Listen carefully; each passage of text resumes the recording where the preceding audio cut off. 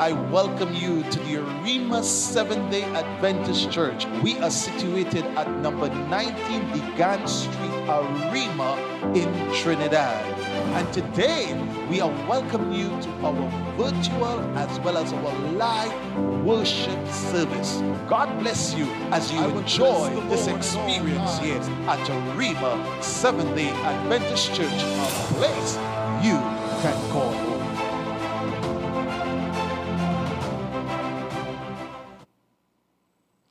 Good afternoon and welcome to the Arima Seventh-day Adventist Church, a place that indeed you can call home. And I am so delighted that you have come back here this afternoon after your lovely Sabbath lunch to join with us for the conclusion of our Mental Health Week. And as such, I would just like to invite us to stand and offer a word of prayer on the beginning of the proceedings. Let's all stand and bow our heads. Eternal Father and our God, it is grateful hearts we come before you. You are God of love. You are God of hope. You are God of peace. You are God of forgiveness. And you are Dr. Jesus, the great physician. And nothing is impossible for you to do. And Father, we thank you for these experiences that we've had during this week here, dear God. And help us, dear Father, to really embrace hope so that indeed our futures can be different. Lord, we ask for your blessings on this proceedings this evening, and in a special way, be with the presenter that's chosen this afternoon to deliver the words of wisdom to us. We look forward with bated breath to what they have to offer. Guide us and protect us. In Jesus' name, amen. At this time, I invite our praise team to lead us out in some songs. Song number 198, song number 198, and Can It Be, song number 198.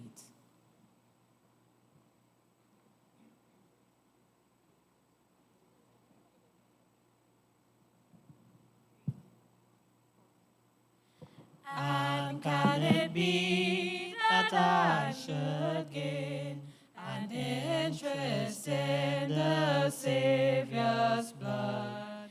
Died he for me who caused this pain, for me who him to death pursued? Amazing love, how can it be that thou, my God, should die for me? Amazing love, how can it be that thou, my God, should die for me? He left his Father's throne above, so free, so infinite his grace, emptied himself of all but love, and bled for Adam's helpless race. This mercy all immense and free, for oh my God, it found out me. Amazing love, how can it be that thou, my God, should die for me? Long my imprisoned spirit lay, fast bound in sin and nature's night. Thine eye diffused a quickening ray, I woke the dungeon flamed with light. My chains fell off, my heart was free. I rose, went forth, and followed thee. Amazing love, how can it be that thou, my God, should die for me? No condemnation now I dread, Jesus and all in him is mine. Alive in him I live in heaven, and clothed righteousness divine. Bold I approach the eternal throne and claim the crown through Christ my own. Amazing love, how can it be that thou, my God, should die for me? Song number 1, praise to the Lord. Song number 1.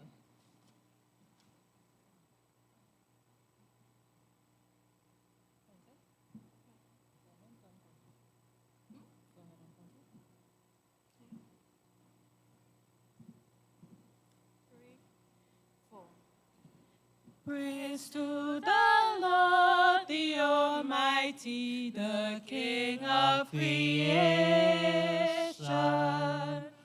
O my soul, praise Him, for He is thine health and salvation. All ye who hail, now to His temple draw near. Join ye in glad adoration. Praise to the Lord, who all things so wondrously reigneth. Shielded thee under His wings, yet so gently sustaineth. Hast thou not seen how thy desires have been granted in what He ordaineth? Praise to the Lord, who doth prosper thy work and defend thee. Surely His goodness and mercy here daily attend thee. Ponder anew what the Almighty can do, if with His love He befriends thee.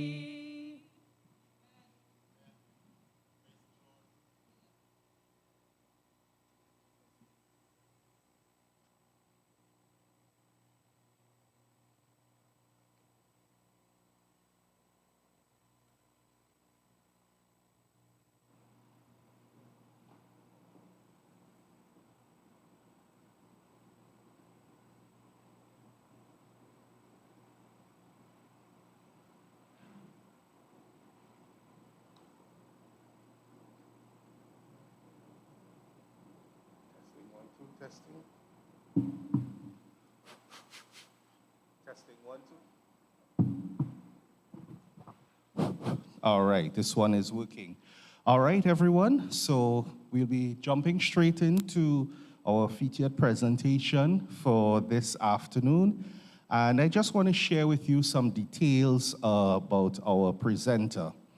Keiann Strachan-John is a nominee for the Caribbean Posh Icon Woman Award and a member of the Trinidad and Tobago Association of Psychologists. Currently, she is the social worker for Casa de Corazon and a counseling psychologist in her private practice. She's a mental health advocate, wife, mother to a 5-year-old boy, a presenter, and the author of the books Sins of a Woman and The Heart Search. Above all, Keiann's greatest passion is testifying to others about the height and depth of God's love. So without further ado, I invite Keiann to come up to the podium. Thanks.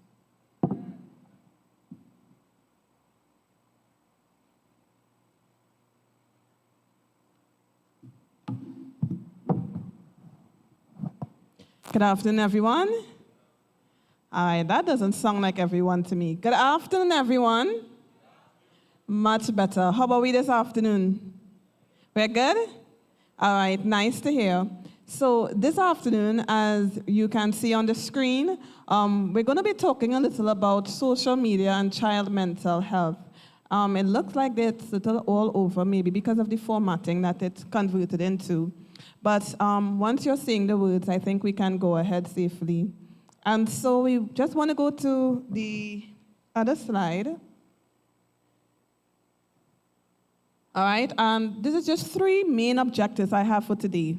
So I'm not going to do anything that's hard to chew. We're going to make it simple and educational. And the 3 objectives I have are, I want to bring awareness, of course, on the topic of social media and what it does to our children's mental health. We want to look at the effects of the social media on our child's mental health. And lastly, we want to know the answers to what can possibly help. All right?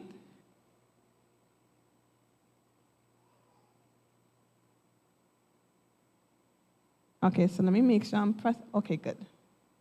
Right, so we're going to look at an Instagram post-worthy scripture this afternoon, and I want us to all read it together. It's one of my favorite scripture. I use it in every presentation because I truly believe in it. So I don't like to hear my voice only, so this is where I'm going to hear your voice as well, right? So we're going to go all together. After 4, 3, 4, beloved. That's not everyone together. No, no, no. I know some of us were in choir practice and pathfinders, and we know about being in one accord, right? One voice, one accord. So let's try that again. After 4, 3, 4, beloved. Uh-huh. Uh-huh. Even as thy soul prospereth. Yeah, correct. Nice, thank you. Where it's taken from, it's 3 John 2. Anyone want to think of an idea what this text is saying to us? First of all, who is the beloved? Oh, I'm hearing pauses like we're not sure. Who is the beloved he's talking about? It's you and me, right? We are the beloved. And what is God saying to you as his beloved? What do you think he's saying to you? So I hear that you want something positive for us. Everything positive for us. What else? What else do you think it's saying to you?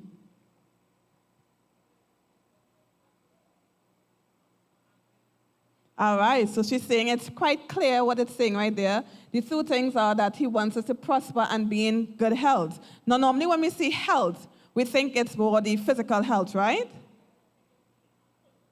Ah, nice. So she thinks it's holistic health. And that's why I love this text so much as a mental health presenter. Because normally when we say health, we think of the body, and that's fine, that's part of it. But we forget that God is interested in the mental health aspect, your mind, how it works, how it functions. And you know the beautiful thing about the Bible and psychology that I always say is that there is a connection.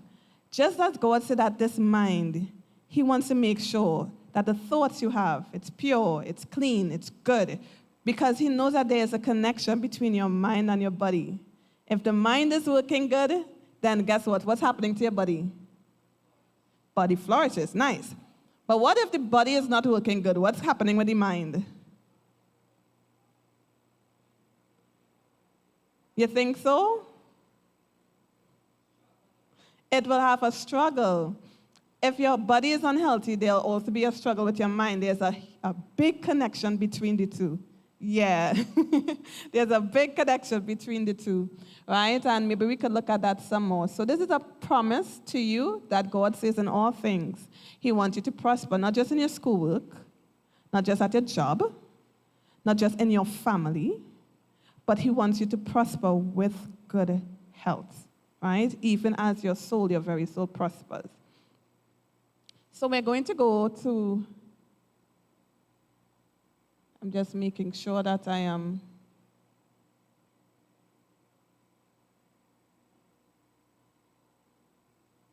okay, nice. So we're going to look at what's inside a phone. Let me see those who have their phones with them today. I'm sure everybody have their phones with them today, right? You're sure, right? Nobody leaves the house these days without their phone, right? What's inside a phone? Any one of my young people, my guy in the plaid, my eyes fell on you. I'm sorry, I don't have a name. You can hear me? Testing, testing. 1, 2, 1. Okay, good, we're good. I don't have a name, sorry, but if someone can get him a mic, I want you to come with your phone. Come with your phone. He puts his hands up. If we have a next mic that he could use.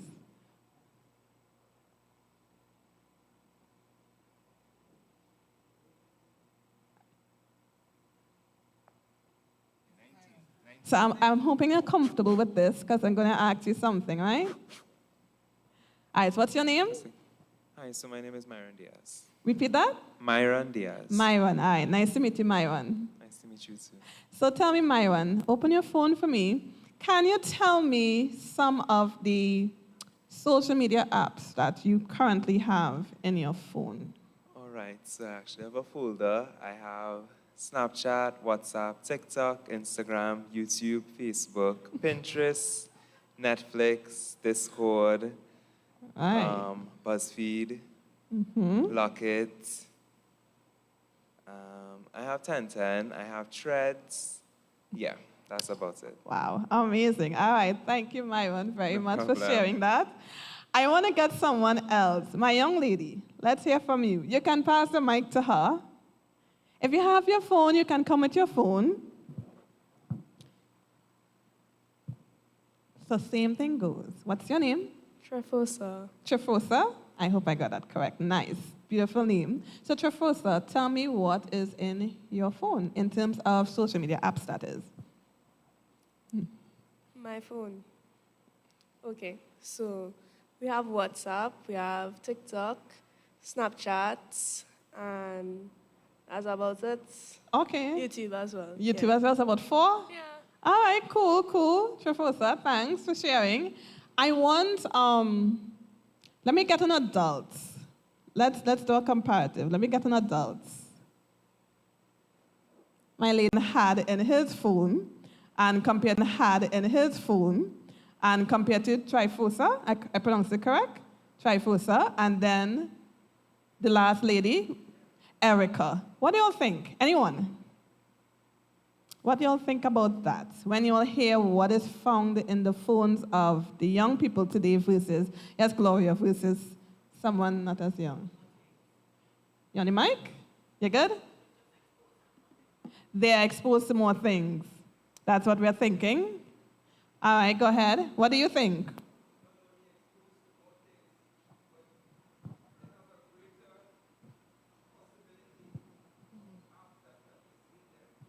So you all heard that, right? Everybody heard?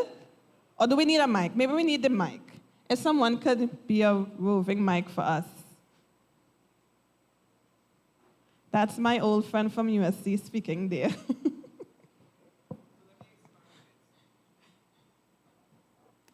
I said that they have more apps, as we see illustrated there, but they have more apps that are likely to mislead them.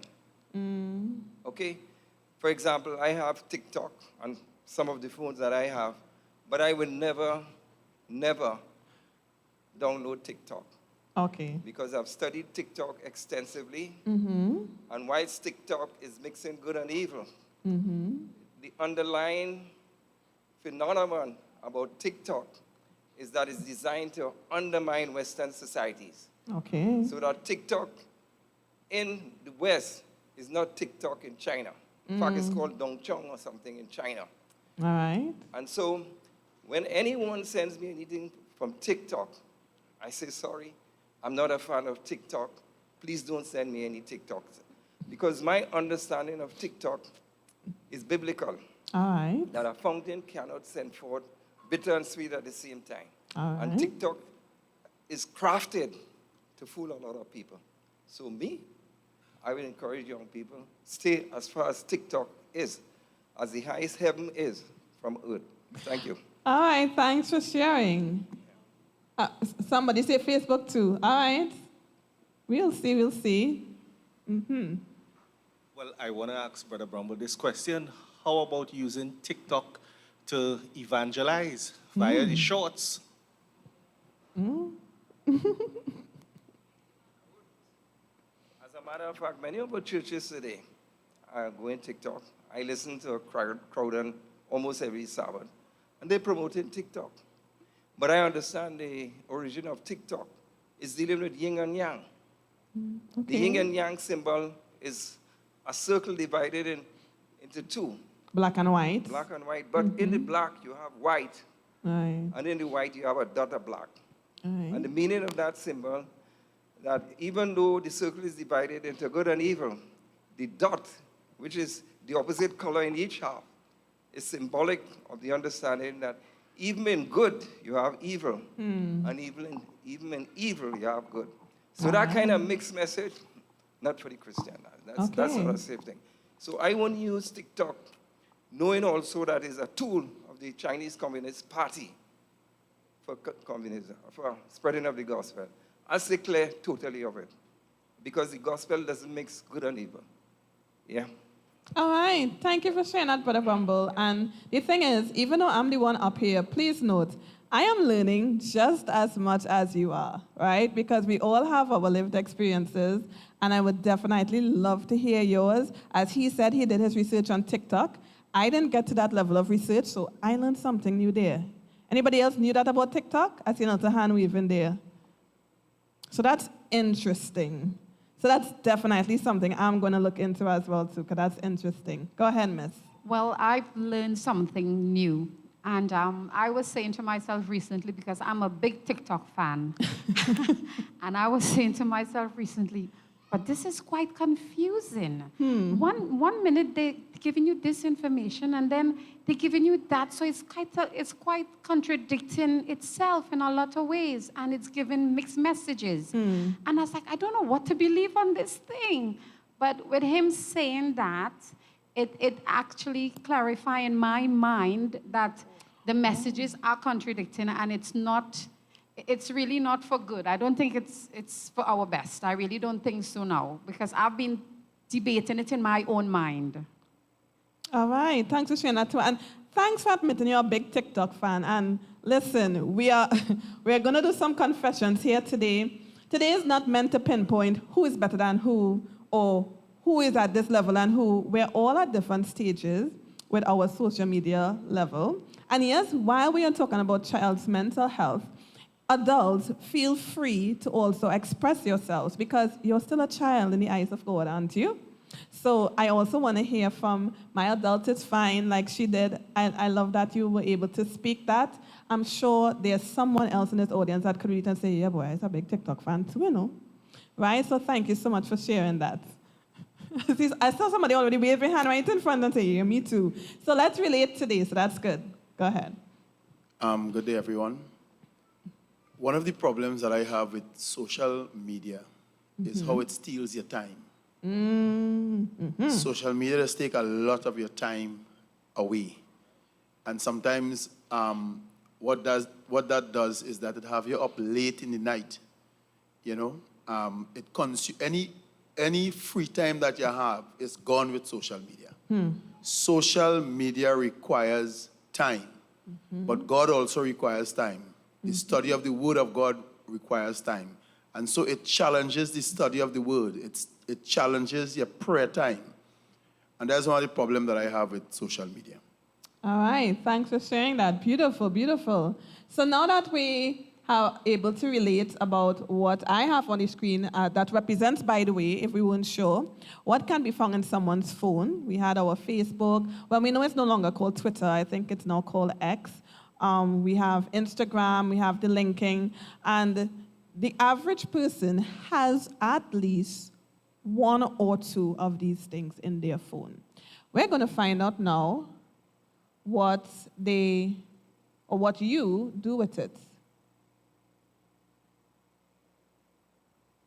Oh, sorry, I went too far.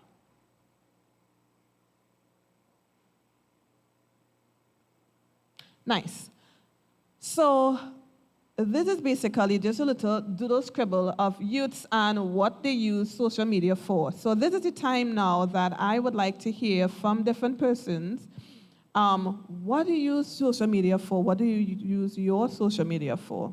It'll be interesting to hear from different persons. So my Raven Mike is here. So going back to my young adults who both, Myron, yes, and Trifosa, who both described what they had in their phone. Let's start with Myron.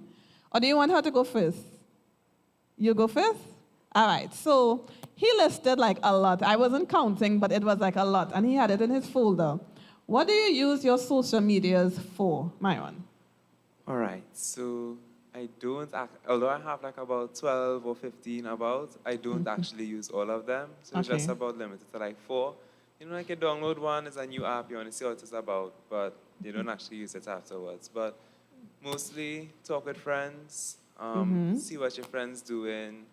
What else? I have a lot like TikTok. I'm a big TikTok fan.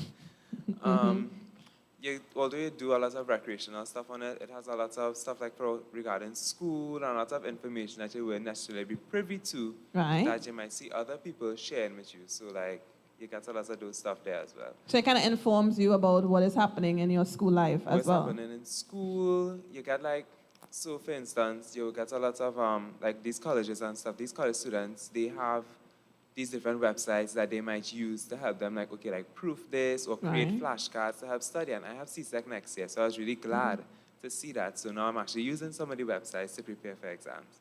So it's really informative, although there is the good and the bad. As Brother Bamba would have said, in my case, I definitely feel a lot more informed because of social media. All right, cool. So that's his take on how he uses it. Now, what about you?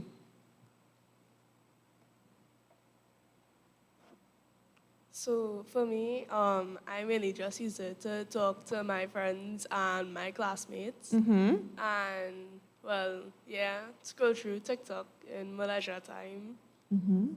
Yeah. Oh, so that's it. So talk to your classmates and And basically just scroll through TikTok for leisure. just scroll through TikTok for leisure time. Anyone else who has the social media on your phone, what do you use your social media for? Somebody at the back? Just now, we have a mic coming.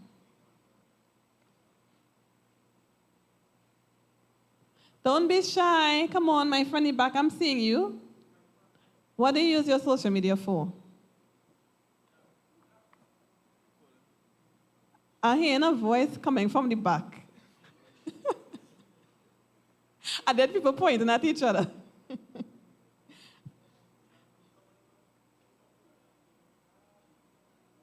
Are we shy in the back there? Don't be shy. All right. Good. Yeah, so mostly what I do on social media is, well, as Myron and Trafosa said, talk to my friends, see what they also doing.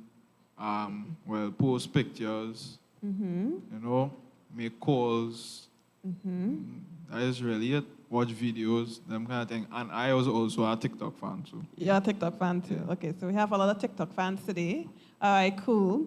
So I'm glad that our youths here today are saying some positives about how they use social media. And that's very well done. And maybe they could say why, maybe later on, why they are choosing to use social media the way they are. Because as I think as Myron rightly said just now, there are its good and its bad to using the social media.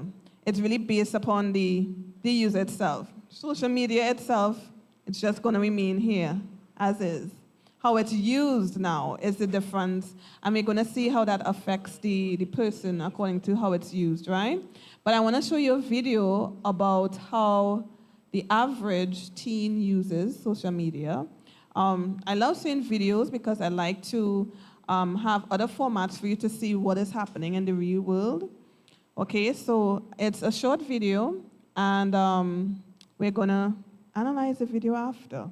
So the AV team, we can show video 1.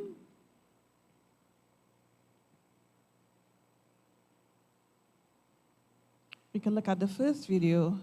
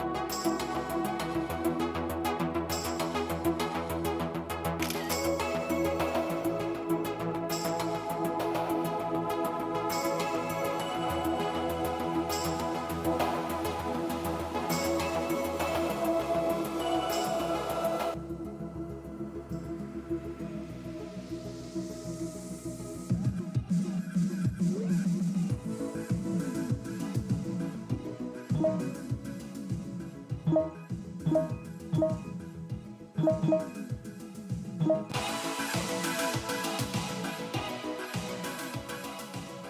right, thanks for showing that video. Now let's analyze what is happening, because the video was quite real and how far people go just to be Instagram worthy. So anyone want to talk about what stood out for them in that video? Because there are many things that stood out, but I want to hear from you first. What stood out to you in that video? Nice. So one person in the back, Mr. Brumble, said the addiction. What else stood out to you in that video?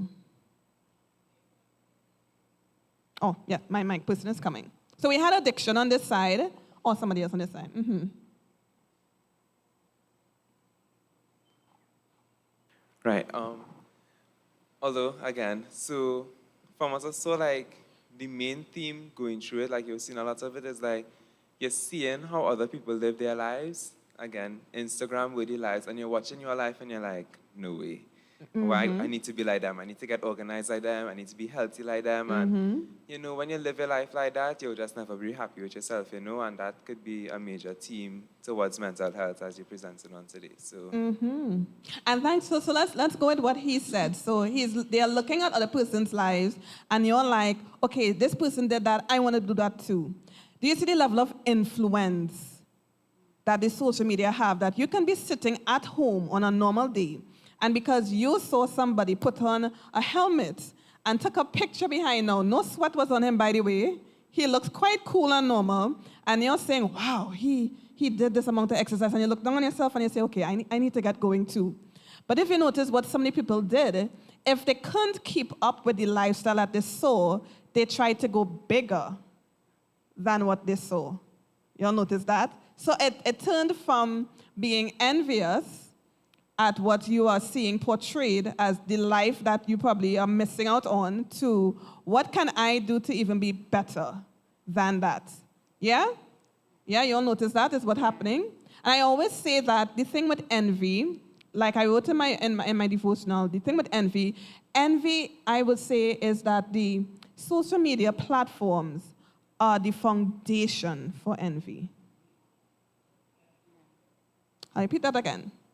This is my opinion. You can differ if you so choose. But I believe that social media platforms are the foundation for envy. And this video showed it so clearly. You want a life that is fake. And you put all your time, because you mentioned time, right? You put all this time and energy into creating a life to sell to somebody out there that is all based on fakeness. It's amazing. And now here we are sitting there and saying, boy, she's lucky. She and her boo. Yeah, that one. Yeah, that's the one that stood out for me. She and her boo, them always together, boy. He always taking her somewhere nice. Every time it's her birthday, boy, you always see a Hilton post. Or you always see a breakfast brunch post. And then you look to your boyfriend or your partner and say, what are you doing? What's going on? What are we doing for my birthday? And you find yourself putting pressure on your partner to live up to a life that isn't real. Ladies, isn't that what we do? Let's be real, ladies. Isn't that what we do? I hear a man answer for the ladies. Some of my ladies are saying, no, I have the men answering for the ladies. But men, do you feel like that's what we do to you guys? You'll give us a simple gift that you can afford from your heart, and then we act like, no, Lisa boyfriend or husband didn't give her that. This 10 years of marriage, you have to step up the game, right? We act like that, don't we? So that's one part that stood out to me. What else stood out to you, anyone, in the video? My hand in the back. When I looked at it, it just felt like keeping up with the Joneses. So what they have, I need to have better. But it's all pretense, as you say. And it's pretense because when you look at the drag, the guy who's doing drag, he take all this time to put on all this makeup and this wig and everything. it's just to put out an image there that, guess what, I'm having the best fun in the world. But he took it off and he's on his bed taking the makeup off. The image with the girl and her boyfriend, he's busy looking at his Whatever, show. yes. And she need to put this image, look at us, we having such a great life on the sofa here. So it's just giving this image to people that is not real. And then somebody who is looking at that is going to be thinking, oh, wow, they're having the best time in the world. Exactly. And look, she went in the bed by herself and she's looked frustrated because he's not going into what she wants. And he's not, keeping up with the Joneses. So, because he's not fake. Right. He knows it's a lie, and he knows they look like they're not even on good terms. And he's like, what are we doing? Why are you kissing me all of a sudden and you know that we are not talking or we're not even sleeping in the same bed together? Right. So I look at it, I mean, I have Facebook and I look at some of my friend posts and I'm like, please, is this for real? I say that because I'm like, you know what, this is just an image you're putting up here. And it's just to make everyone else feel you have the perfect life. Yes. And you know what? Sometimes you don't even like to look at those posts because my life is all messed up. And yours is perfect.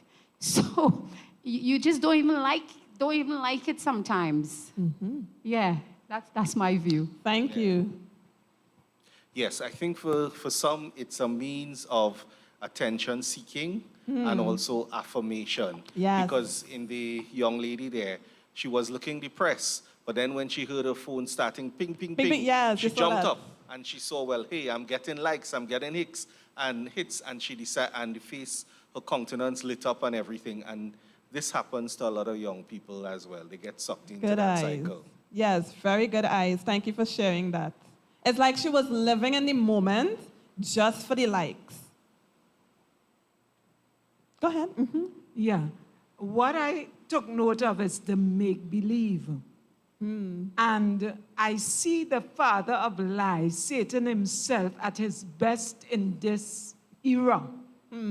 I see, as it were, instead of us looking at the television, at the make-believe, Hollywood has now come alive in our experience. We have actually jumped out of the television now, as it were, quote unquote, and we are now performing all the antics and putting on all the costumes. Wow. So it is as, Satan himself saying, let's live the lie. And people would rather believe a lie than the truth. Wow. Thank you. That's so deep, miss. I must say that it's so deep. And it brings to mind that it's like one big distraction. Can you all see that? One big distraction that, as she said, we dress up for and we live for every day. Go ahead, sir, and then I saw your hand. Yeah.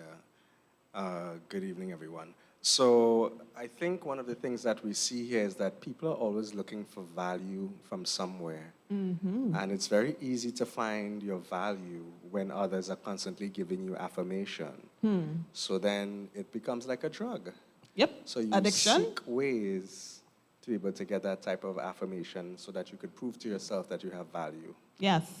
Thank you so much. As Butter Bumble said, it is definitely an addiction. One long rabbit hole that you can fall into. And believe it or not, for those of you who are saying, why don't she just shut off the phone? Why doesn't she just stay away from it? Social media addiction is as real as our other addictions with substances. Don't mistake it that just because this is something that we can just click a small button at the side of our screen and turn off, that it's easy. It is easier said than done. And we're going to see that with our young persons, how if we, as older folks, who are supposed to be more reasoning and understanding and self-aware, right? If we can fall down that rabbit hole, what hope is there for our young teens? Yes, brother. No, yes, buddy, yes. We have come a long way. As a youth, we had one black and white TV in the area. Right. And when it's TV time, it have 20 and 30 people around that one TV. Now we have networking, and we have so many people being able to have access to the same information. So what stood out to me there is how many people were able to receive the information that was placed there. Yeah. Nice eyes. Thank you very much. You know, this thing is both uplifting and a vexing thing at the same time. Uplifting in the sense that here we have tools and we have, resources that could be used to further the gospel. But we have an inverse relationship going on. Rather than concentrating our efforts and our time to see how we could maximize using social media to spread the gospel, that is minimized. And what we find ourselves being more amused with what's going on in other people's life. It's consuming time. Time doesn't go time goes in a one-way direction. That time that we're losing or using in social media, we have to give an account to God for it. And Sister White has indicated that of all the gifts that God has given us, He will require of this, the use of our time the strictest. And I shudder at how the addiction of social media is consuming our young people's time. I was in holiday with my daughter and family with my wife in June, July. My grandson was looking at social media up to 3 o'clock in the morning. What? 3 o'clock in the morning. I don't want to say further. I had to go up there and I say, what are you doing? What are you doing? He can't answer me. I took the phone from him. His mother was in Colombia at the time. And I took it and I said, if you can't answer me, then what are you doing with your time? So he said, when I contacted his mother, he said, well, you do what you think is right. And I kept that phone from him for about a week. A week thereabouts. And he began to lose, like he was crazy. I know, yes. I was not going to ask how he responded because... It was like he was out of it. But that was the... It's like withdrawal symptoms. It is like withdrawal symptoms. Because he didn't have the phone now, he was able to come and spend a little time with us, eat a little thing. But all day and all night, he is in this thing. The addictive and the time-consuming element of social media is not working positively for youth. It's not working. And I do not know if coming out of this mental health series, our young people could recognize that we are trading our lives because everything requires time, every single thing. And if we are spending time in a fake world of other people's realities, and we are not concentrating on our own spiritual, mental, emotional development, well, the devil is sidetracking us in being informed about everybody else's, and we are losing our own souls through social media. So something that is designed for, or could be used for a good, typically with the human being, is being used for an evil. Look at our church membership. COVID has done us real damage, because since now we could go from church to church, we find that we sit at home and we don't go to church, we watch church. The church's income is being affected because it's streaming. It's streaming. So the church's income is dropping. The needs are the same and going greater. And we are unable to strike the balance between good and evil. Social media is both good and evil. And we need, if out of this series we could strike that balance, we would have achieved something great for our church and our congregation. Thank you so much for sharing, Brother Brumble. My brother in the back, I saw your hand. Yeah, there is no balance to be struck, Brother Brumble. There is no balance. You will look for that balance and you will never find that balance. I remember many years ago when you first discovered Facebook and you came to church so excited about Facebook and how you saw Facebook and how it could be used to spread the gospel. And I told you, Brother Brumble, that is not going to work. Facebook is going to steal your time. You remember that? You remember that? I remember when Damien was the first person to tell me about Facebook many years ago, where he said he was enjoying the experience. And I said, this doesn't make any sense. I made a deliberate effort to not get involved with any social media, not MySpace, not Instagram, not Facebook, none of those things. Even YouTube, they don't have a profile for me. I am a guest, so they can't track me. Because you can see how this thing will suck your time and suck the time of the young people. So we're still here talking about trying to find a balance. There's no balance to be found. We have to discourage the use. We have to say, listen, don't do this. This is not a good thing. This is like smoking in the 1800s when everybody thought that smoking was good for your health and that kind of foolishness. Social media is only going to get worse. It's not going to get better. Nobody's going to find the gospel with social media. They're going to more likely find the devil instead. We need to say social media is not something that we should encourage and try to find ways to save our children because they're going down into a grave when it comes to social media. I submit and wait for the responses from Brother Brumble and Damien. I was now going to tell you the amount of faces that I just had. You know, we're going to, honestly, on this topic, let me just put a pin in there before we go on. On a topic like this, just like with a lot of topics, because we all came from different backgrounds, because we have different experiences and different exposure, we are not all going to be on the same page every step of the way. So I'm going to make that clear. But we can still respectfully listen to somebody else's thoughts and ideas or even strategies on how they intend to curb themselves from something that can clearly be addicting. So I still want to thank the brother that he was able to say that for him, what worked in his life is that he was able to say no, totally no to all platforms, and it worked for him. Now, we also have to remember that might not be the case for everyone else, right? Whether they want to or not. And I still want to hear from everyone else what works for you, or how you're going with it. And don't worry, in between I'll even share how I'm going with it as well too, right? Because I'm a human just like you, and I'm on the journey as well just like you. So I just wanted to put that pin in as we continue our sharing. Before I go to Brother Brumble, I do want to hear from others as well. So I saw Damien here, and I saw this lady in Bronx. She's going to be the first time I'm going to hear her, and I really want to hear her as well, right? So go ahead. Yeah, I'll just make a brief rebuttal to Hayden.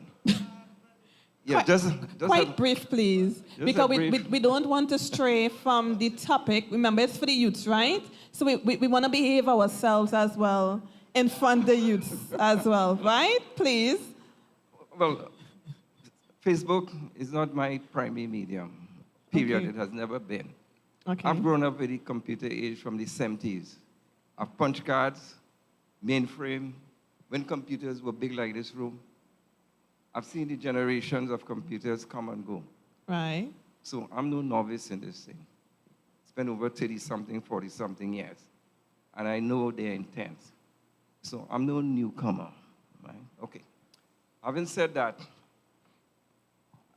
I wish to say that we cannot get away from the automobile today. We have grown up in it.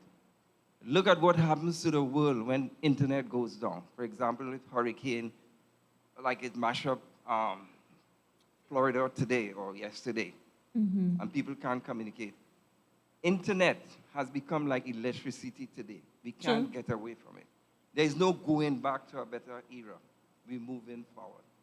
So this idea of 0 to 8 is really archaic and doesn't apply to our age. We have to find ways and means of how we could utilize what is available to us creatively. The problem we have is the challenge of being creative. How we can make creative use of the medium, not discovered as yet, but we look so much to the outside world to set the pace and the agenda for us that even to grow homegrown talent and the use of things, we shut it down because it's not coming from North America or from Europe or some other parts. And we are failing to use our own minds to see how we could use the media in ways that have not been used before. And I'm saying this is the challenge that is facing the church. We have a massive media by which we could spread the gospel. We don't have to go physically. Thank you. But how we can use our minds and our intellects in a creative way to use media and tools that are available to us in a fantastic and multiplicative way. Thank you very much. I close off here on the question. I've been a treasurer for my church for many years. And you see that area of writing with the carbon, and you make a mistake on the book thing. We're not going back there. True. We don't have apps, different apps in terms of accounts and so on that improve AI and all that improve the labor content that we used to spend, using time and energy, making mistakes, and doing things in a slow way. We're not going back there. We're going forward as to see how we could use modern media that God has given us in a creative way to spread the gospel of our Lord and Savior, Jesus Amen. Christ. Thank you so much for sharing. We sit today, and many times we want to believe that young people just got to this place with this sudden thing, and they're obsessed with it. And in my days, we will talk about it in my days and whatever. In the time of transistor radio, you had women sitting down within 4 o'clock and 5 o'clock, the tides of Susanburg. And it goes on and on. So we had the soap operas, and they were listened to on the radio. It becomes more fascinating. And so one of the questions I was at the hairdresser at one time, and this lady was praying for this character in The Young and the Restless, that she don't get caught, and whatever. So I used my opportunity. And I said to her, do you really believe in your heart to the point that you want to talk to God? I think it was Nikki was the name. You want to talk to God about Nikki and her promiscuous ways and whatever. We can be driven from one point to a next by just starting with one simple thing. And there's a play I wish I could have brought to the young people that we had in Montserrat, The Trial of Mr. Television. We just don't wake up and Facebook becomes, you started a little thing, somebody else shares something else with you, and you keep going down the line. And we're talking about time management now. And I have known that in Montserrat, the government had to have a conversation with the media people not to put The Young and Restless on between 3 and 4 o'clock because the government gets nothing done. Women are all cobbled together to see the next exciting thing. Power of the media. So now it's Facebook and Twitter and all that is going on. And I'm trying to catch up with the young people as to why they are so involved in this. And they will tell you, sorry about that, I didn't turn up my phone. That's all right. They will tell you the exciting parts of what is there. And I don't fall for it, It's books sometimes, most of the time. They are communicating with people they don't even know. And they're being drifting far and wide, and they're going down the road. So I'm saying that we can't, as elderly people, condemn them, because we had a time when we were hooked, even if it was the transistor radio. Now, what we need to get the young people to do is to manage their time wisely. Thank you, sister. That's a really interesting take, what she did there, to show that, this is not just, because this is the generation now, this is the Facebook generation now, doesn't mean that technically that in your generation, you who are older than this generation, then have your own version that you had to deal with. So I really love that she showed the comparison, really and truly, we just need to spend time with the young person, teaching them our stories. And that's why I'm glad that the older folks here are speaking. I'm always glad in programs when the older folks speak, and I encourage you to speak. Because we want to show our younger folks that, listen, while I can tell you don't do or do, this is what I did. And believe you me, as somebody that works with youth, you see a totally different connection when a youth could be able to hear how far you have come, or what was your struggles with social media, or anything in that matter. You have much more better rapport with them than just telling them, don't do, don't do, don't do, don't do. Right? So I hope this is a lesson for us who deal with youth to realize that they need to hear how far we came, right? What was our struggles? And that way they can learn and say, okay, if mommy could overcome this because that was her struggle, I could too. But the youth that I work with in the home, when I see that today, they are hooked on anime. When I deal with them, I say the truth. I say, you can't tell me not about anime. I am a big anime freak. And it took a lot of years for me to get over it. And they'd be like, miss you? What anime you know? And when I start to call names for them, they say, okay, miss, okay, we see you. And that way, when I'm able to tell them how addicting it was for me, they know it's coming from a place, not just something that I read on Google. I know what I'm talking about. And when I told them things like, I had to really research and look into it, and then I learned some more on the spiritual aspects of it, and all these things, they begin to listen better than if I was saying, why y'all have that on the TV? Take it off now. I don't want that here. That evil, that's sinful, off. No. They relate better when they could see that I said, I know how hard it is to switch off that anime right now. I know how easy it is to go to 300 and something episodes and be up at 2 in the morning and you're not sleepy because of the level of addiction you had to it. So I'm just putting that point in for us to learn that when we're relating to our youth, they relate a lot better when they understand you as well. Much better. Right? Trust me, they relate much better. And so let's look at the research statistics aspect. Somebody was pointing. Oh, sorry, Damien, yes. Well, I know you're pressed for time, but I just wanted to jump in here. Sure. Yes, what Hayden is saying is correct in terms that social media is just going to get worse. So too is the condition of this world, which we know.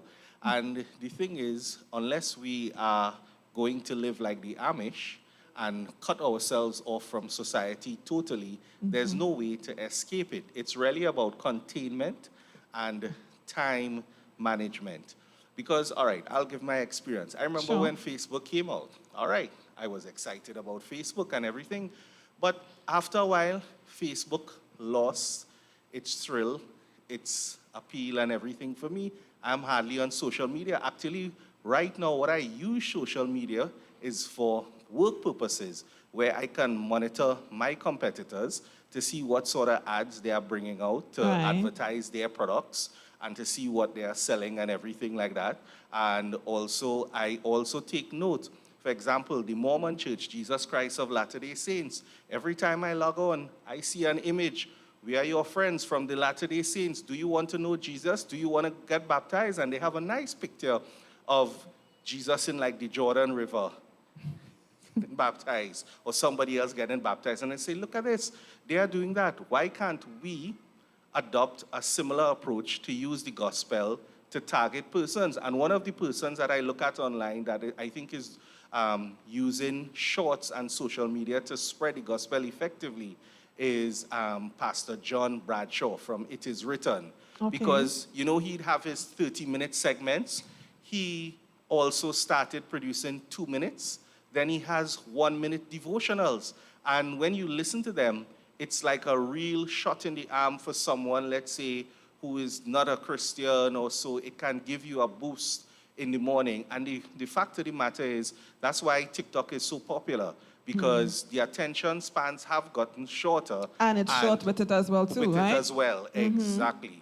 So, and you hear in other parts of the world, like in Southeast Asia and stuff, I know in Australia, they have an institute for digital evangelism where they target persons through that media. You could use social media while it's around to advance the work of the gospel. All right, I heard some amens in the corner. So thank you for sharing. I'm loving that you guys are sharing.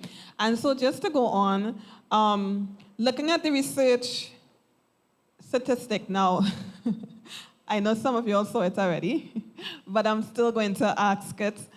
Okay, so we know that we just called YouTube and we called Facebook and then there's TikTok and whatnot. So what do you think is the leading platform today with social media? So my friend in the front said WhatsApp. Somebody said X.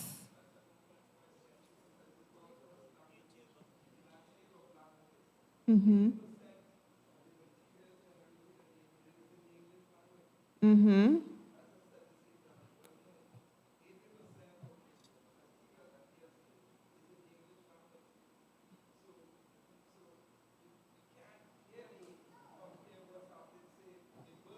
Mm-hmm.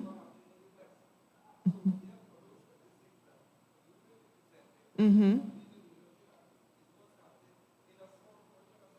Yes, it is. And the amazing thing is it's happening in a part of the world where a lot of persons are connected to, which is North America. You know, a long time we had this saying, when America sneeze, what happens to us? We catch the cold. So that's part of the reason why I'll still show the statistic, because we are still very much connected to what they do up there. The trends that they start up there, we jump on board, even without thinking. It's amazing how Trinis do that, right? So again, what do you think is the leading platform? I see my runners watching at me like, let me see if I can get this. It's the leading platform that your young people use. Mm-hmm. So you hear TikTok? Well, I would have seen the presentation. It was YouTube. Yes, you saw it. Yes, it was YouTube. Correct. Yeah, so he did see it, and indeed it is YouTube. So according, guys, to a survey, right? And this survey was actually done by the Pew Research Center, right? And they did a survey in 2022 among 13 to 17-year-olds, and what they gathered from the survey is that TikTok is, at least from 2022 go forward, the most commonly used platform by the teens, right? Of the 10 platforms that they had actually asked about. So it's interesting to know the platform that our teens are using a lot these days. And it said actually Facebook, somebody said Facebook on the next slide here. Facebook actually dropped by 71%, somebody said yes, by 71% in 2014 to 15 to 32% in 2022. And also Twitter and Tumblr, you may not know it as much, but for those who use it, we know Twitter is no longer named Twitter. It's now X, right? They also experienced declines in teen users during that span, right? However, the interesting thing is that Instagram and Snapchat, so Myron, I know you called those two on your phone, Instagram and Snapchat saw a notable increase in usage, right? So that's just, I see someone's taking a picture. So before I go on to the next one, question again. So what racial group do you think has some of the highest usage with social media? What racial group do you think is the highest? There's a reason why I'm asking that, by the way. Which group do you think is the highest? To you. Which group do you think is the highest to you? All right, so I hear the people saying it's an unfair question, and I was thinking about it because, it depends on what you are seeing. Yep. But for my social media, you mainly see Americans, which are the Caucasians, Mm-hmm. also white people. So All right. that's mainly what we see, well, what I see on my platforms. Okay, so someone said the white. But interesting enough, here's what the research said, that roughly 8 in 10 black teens, that's 81%, say they use TikTok, compared to 71% of the Hispanic teens, and 62% of white teens. And Hispanic teens, 29% are more likely than black. Then we have the white teens to report using WhatsApp. No, all of these things are from the North American statistic, right? North American statistic. Unfortunately, in Trinidad, we don't do as much research on these things. So that's why we need to do some more research. But just because we don't do it, all research starts somewhere, to pull somewhere for information to begin research. So here's the thing with learning about it. Why is it that our black teens seem to be, and notice I'm saying the word seem to be, right? Because every research has its faults and its pros. Why is it that our black teens seem to be the ones mostly on social media? It's amazing. I saw someone with their hand up. It's amazing. There's a correlation between literacy levels and social media usage, especially when you consume content in video format, such as in TikTok. If you don't read really well, and many of the black teens within the US have a crisis right now where they're reading 5 to 6 reading levels below their age. Thank you for sharing. When I saw the statistic, I asked myself, what is happening in our black families why our young persons have such high ratings of using social media compared to their counterparts? It begged the question as to why. And again, as he rightly said, we have noticed that there are correlations where when you talk to our teens, if you listen to how they talk today, they talk the same way that they post on social media. The same way that they post on social media. They write the same way that they post on social media. And these shorthand languages, BRB, laugh out loud, LOL. Right? It's amazing, right? And it's something, because right now the audience I'm speaking to are basically colored families. So it's something that I want us to keep in mind, to ask ourselves, what is happening in our families that we have these such high ratings, right? Going on to the statistics, it also talked about between the genders of females and males that the girls are more likely than teen boys to report using TikTok, Instagram, and Snapchat, while the boys are more likely than the girls to report using YouTube, Twitch, and Reddit. Parents in the audience, any one of y'all, have y'all gone onto Twitter and Instagram? Your child's Twitter and Instagram? Any of you? No? No one?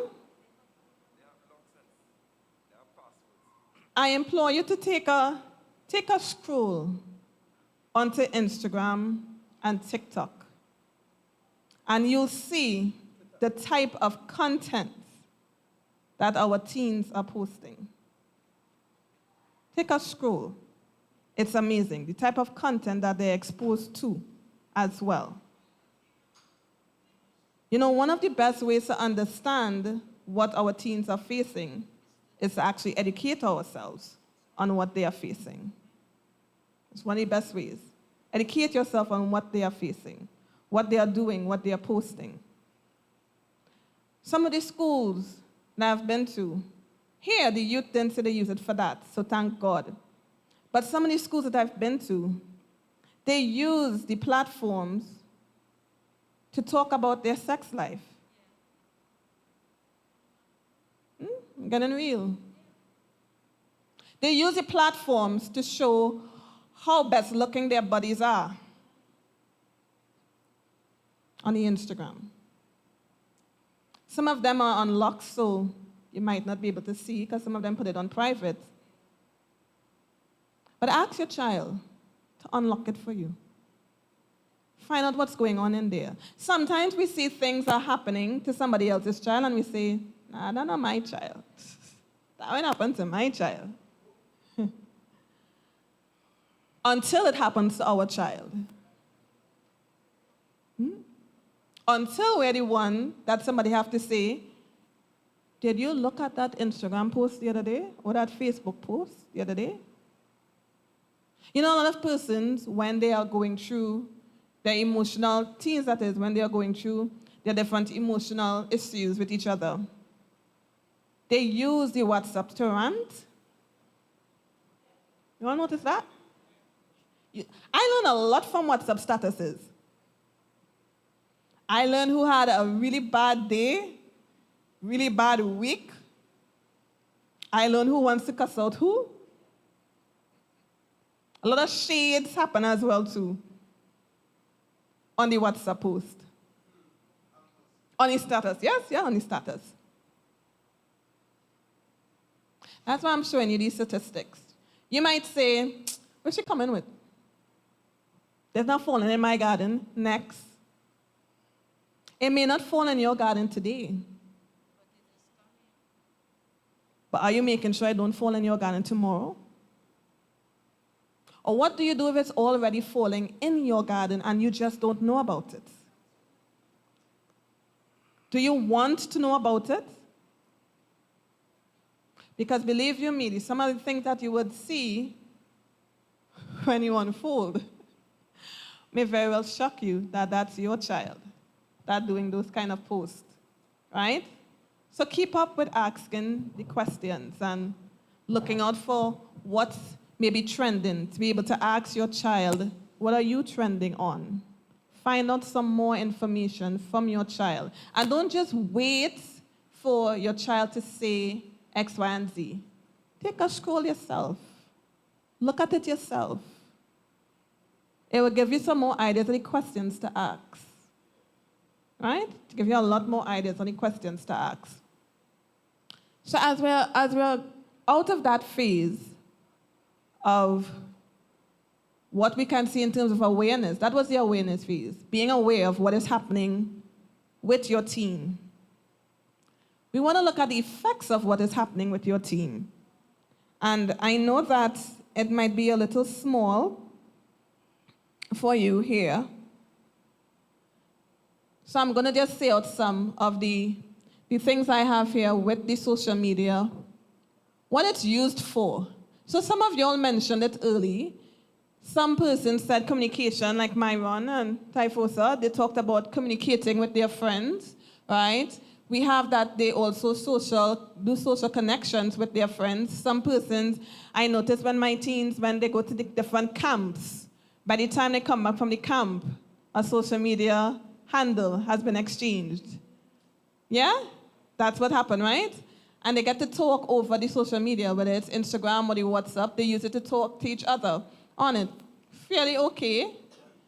Then we see that some persons use it for learning. Again, as Myron said, there's a lot of wide-based learning that you can use with the social media. Someone talked about posting, right? They use it for posting. Some persons post about inspirational topics. Some persons post about a message from God that somebody needs to know about, right? We have some persons also create blogs.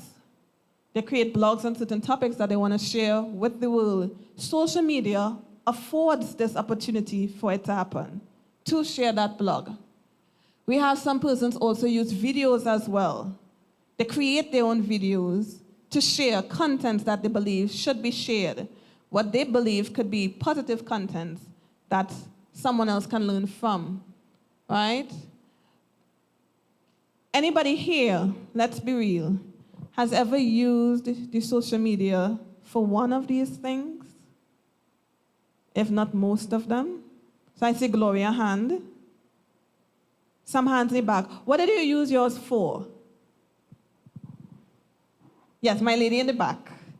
I saw your hand for the first time, so I want to call you to hear from you.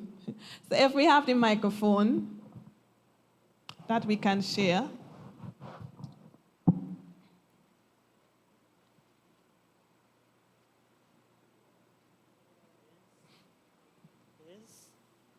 No, huh? Yes. What do you use yours everyone. for? So I use social media to make posts, right? Right. So sometimes I would do videos and sometimes I'll just do still post. So those are some of the things I used it for. I used it for promotion as well. Oh, so, nice. I love that there too. Yeah, so I did a book recently and I would use it to promote that. If I'm doing a workshop, I would use social media to promote that. And so yeah, I use social media for those things. I use social media to communicate with family and friends, that is international, things like that. So. Thank you for sharing. And I'm glad that you said she used it to promote a book, because I can relate to that, being someone that used it to promote the book as well too, right? The thing with social media is, here's the amazing thing, and we're talking about the goods it can be used for, right? Here's the amazing thing in my experience. When I wrote my book, Sins of a Woman, in 2021, and I published it then, I always knew I wanted it to go far and wide, because I knew the messages that I put in it are messages that can help heal a broken soul. I had a very clear aim. And I did a lot of research into how I'm going to use social media to get that done. What I didn't realize is the level of impact that the social media afforded me to have on persons. Whereby me, little old me, who never really left Trinidad to do anything major, was able to have somebody in Nigeria message me, Nigeria, message me from across the world saying, I read your book and it changed my life. I've had persons from different parts of the world put reviews talking about what it did. And this book is not just a fairy tale book. It's a really, real relating book on brokenness and how God's love, and I use that exact text in the Bible as the theme of the book. God's love covers a multitude of sins. And you won't believe how many persons related to that. And I learned through that the level and power, if you so use it for that, right, that social media can do. If you so use it for that. And so, yes, I'm saying that I am standing with those who believe that you can get some good out of it. Why? Because in my experience, I was able to touch lives that I knew I probably didn't have the money to afford going to Nigeria to touch. It's amazing, right? So I'm so glad that you shared that you were able to as well, for your book and for other things in your life, use social media for a good. Anyone else? What have you used your social media for? Any of these covered it? Go ahead, Myron. All right, so I will just touch on the AY aspect of it and not my personal life, because I don't really post, but I will always remember that last year, May 20th, we had a program, a musical program, and we would have begun advertising, and I know that you were speaking about the gospel, and I'll never forget, for as long as I will live, I could be 80, I'll never forget the day what social media did for us. That AY program, you know, was a musical program. It was something new. We never did it before. It was my first year as an AY leader. And I'll never forget, this church was packed. 300 plus people was inside of this church for that musical program. Amazing. And that was just because social media, we put out the flyers, we put out videos, and it has its good to it, and we just need to see that and use it for that and really just kind of, you know. Yes. Yeah. Thanks so much for sharing that. I see Pastor's hand up as well. I listened to the passion of the person, Elder Hayden, who did not see any good in social media. And I question his passion. I don't question his conviction. Okay. Individuals have the right. I remember when COVID struck in 2020. And I remember about a year before then, I was asked to join a meeting on Zoom, and I did not join. It was alien to do Zoom. COVID struck, and our churches were shut down. I think it was the Monday. My church, I was then in San Juan, never missed one service. Oh, okay. I don't know about the other churches. And in fact, because of Zoom and YouTube, we even instituted an additional service on Friday evening. Okay. And now there are individuals who do not like the virtual church services. But Sanman, which at that time we were having a conversation about stopping Sunday and Wednesday evening services because the nice, good members did not come out on Sunday and Wednesday evening. We had a membership, a virtual membership, of more than, at the beginning, about 50, 60, 70. Prior to that, we had a membership in church of 6 and 7 when we have church and don't have to close it down. That's Sunday and Wednesday evening services. Since then, church has been carried on the back of social media. And so while I understand what may motivate some statements, we, to our detriment, make a statement that absolutely no social media. In fact, social media in another iteration was useful. In Australia, children grew up in the 1950s and early in the 60s on radio education. They couldn't go to school. When COVID struck, children went to school on social media. That's how, otherwise we'd have to shut down school. Now we can have the argument whether it was a real thing or not. The reality is that it will shut down, and the only thing that carried us through church, school, work was social media. All right. Thank you for sharing that, Pastor. I see this hand on this side. How have you been using social media based on some of the examples I've had up there? So I've used social media in multitude of different ways. For business, I've used it for brand management, for PR purposes. Right. Just a whole host of different things. You could, as Myron really said, you could promote an event really, really well on social media, Sure. and it will multiply the audience that you have. Streaming capabilities via social media, like any one of the, whether it be a YouTube Live or whether it be a Facebook Live or any one of those, also allows you to multiply your reach. I am going to say that I support Elder Hayden's stance that he should not be on social media. Because at the end of the day, we have to know ourselves. And what works for him may work for him. However, it may not work well for another person with a different profession, that the profession is sometimes based on the usage of social media. Right. So I think it works really, really well for him, and I support his stance that for him it does not work.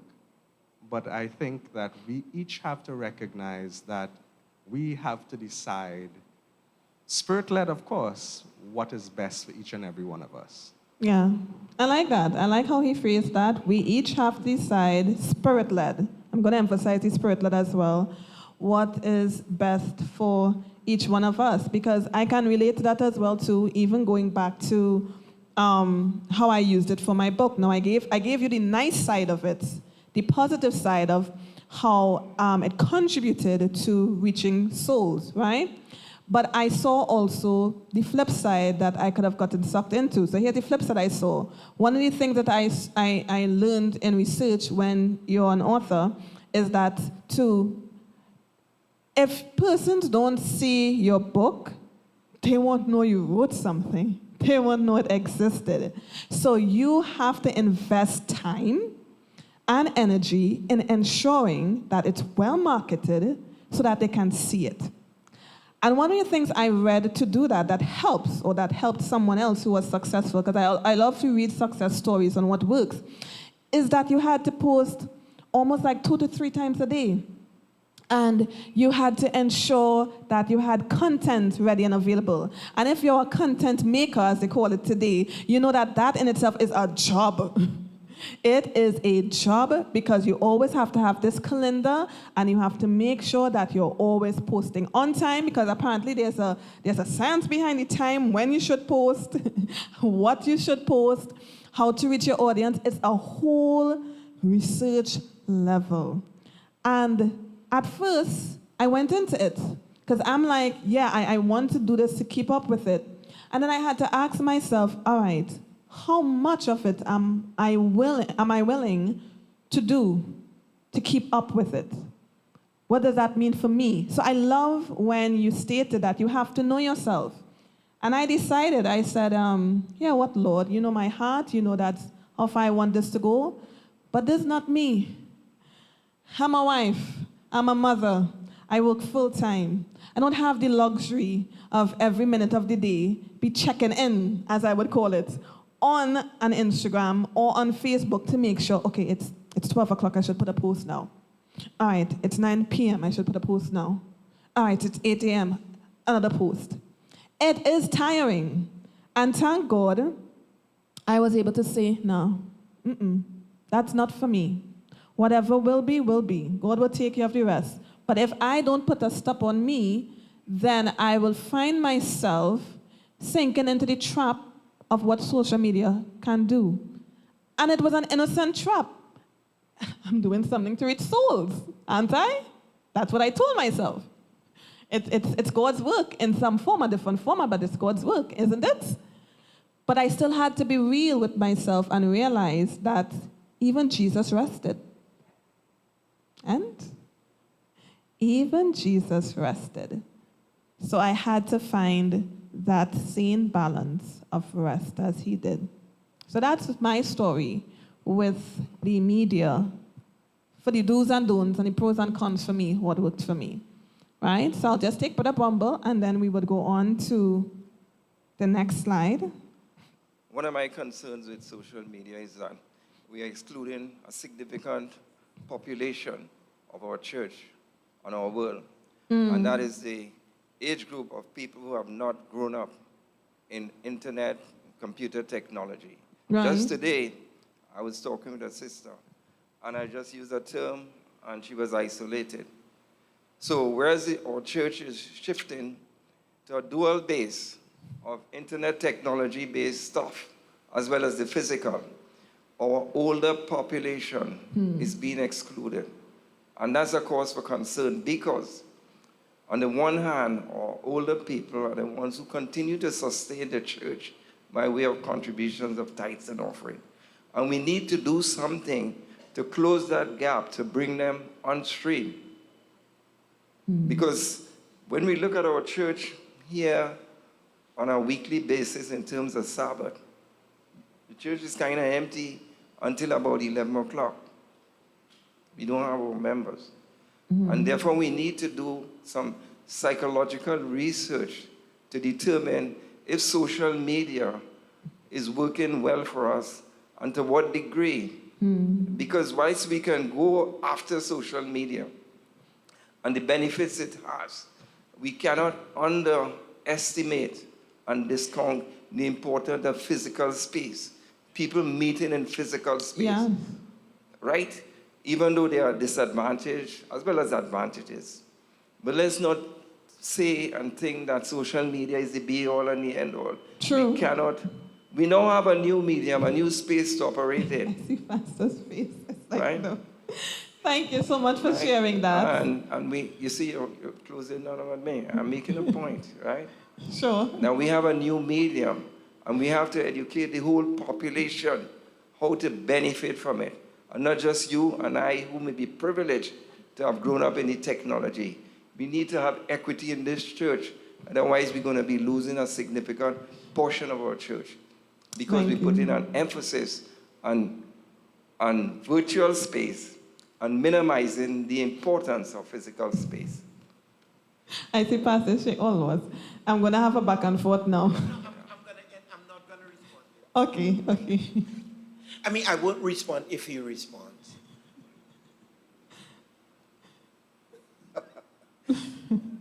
Listen, the harsh reality is that I'm a child of the 60s. I did not grow up with social media. Okay. Social media became a thing about 15 years ago, a really big thing, about 15 years ago, if so long. Let's say 20 years ago. 20 years ago, I was 41 years old. Okay. I cannot claim to be a child who grew up in the social media era. Because of the nature of my responsibilities, because of who I am, I became acquainted with what it is. The church as a group, as a body, has to weigh a lot of things. The reality is, with the current situation in our country, even if we open this church on Sunday and Wednesday evening, we would not have the kind of membership attendance in church as we would online. Now we have a choice. We could open, Damien, when did we do that program when I preached for a week? That was just about June, I think. And while we had a large attendance, we did not have Sabbath morning attendance. When we did 2 weeks of a program. The first week was online, the second week was in person. We had a very large attendance online as opposed to in-house. And that's the kind of reality that church leadership has to grapple with. The reality is that there's a lot of things that go into decision making today in our world with the people who we have to address. Yes, it may not be the perfect solution, but Sabbath morning seems to be the be-all and end-all, where everything gets done. Wednesday evening, we have church online. That's what seems to work right now. If this church can say, hey, we will all come out in Sabbath morning numbers on Sunday and Wednesday evening, this church will be open. Because that means that we will be meeting the needs of everybody. I am not a doubting Thomas, but the reality is if we open this church on Sunday and Wednesday evening, we would not have the 60 or 70 members who we have online when we have those same services. And so for the time being, until the same individual are saying, let's cater to those people. Let me tell you this. I had a 96-year-old member in my church when I was in Tunapuna. That's almost more than 10 years ago. And you bet that I almost called her name. Her quarterly was an iPad. Yeah, that was her quarterly. Do not discount that we have a whole lot of members, elderly members, on all of the devices. They were all there. The reality is we have to look at the trends and try to minister to every member as much as some will fall through the cracks. I wouldn't say they wouldn't. But as it is right now in this transition period, we are trying to do our best. All right. Thanks for sharing, Pastor. And again, just putting that pin in there. We are not all going to be on the same page as to the social media usage and how it's going to be used. That's why I allow the audience to speak. For you, how are you using social media? What is it doing for you, right? Because at the end of the day, the most important aspect is knowing how you are using it. What is it doing for you? How is it impacting your life? So we are going to be getting differing answers in that regard. Are some correct? Are some wrong? It's based on the person and based on how they view things. But just wanting us to focus back on the real issue as to how social media influences our youth mind. And, there are a lot of factors in ways that it will be influencing our youth's mind. And of course, we know that the amount of time, you said it earlier, the amount of time spent on it is one of the major factors. But also, it's the type of content that they consume, right, or they're otherwise exposed to, and the activities and the interactions that the social media affords, right? And we can see we will see that is, how much, in the negative aspect of it, the social media, when not used for the right, or when misused, how it can affect our youth, right? And here's what healthychildren.org said in one of their statements. They stated that some studies had shown that teens who use social media passively, which means that they use it just for scrolling the content, they had a higher likelihood of depression versus those who use the social media for making posts and for sharing them. I found that quite interesting because I remember that I read this study whereby some persons who are suffering with anxiety, one of the things that they said was a symptom that they had was that they scrolled all the time. Sometimes they're scrolling and they're barely watching at what they are scrolling. And it's like, that scrolling is their way of getting their minds blank out life, So it's interesting that study was able to show that, passively, when our kids use it passively, they're seeing that connection with depression versus those who, I'm on the social media, I'm going to use it to post something with, as he said, for AY or whatnot, and then that's it for me. I found that very interesting. Also, what healthychildren.org stated is that it is not just the quantity of time a child spends on social media, but the quality of time that they spend using the social media. That's quite as important as well, too, the quality of time. And again, it goes for me, making sure that you parents are able to ask the child, what have you been using your social media for?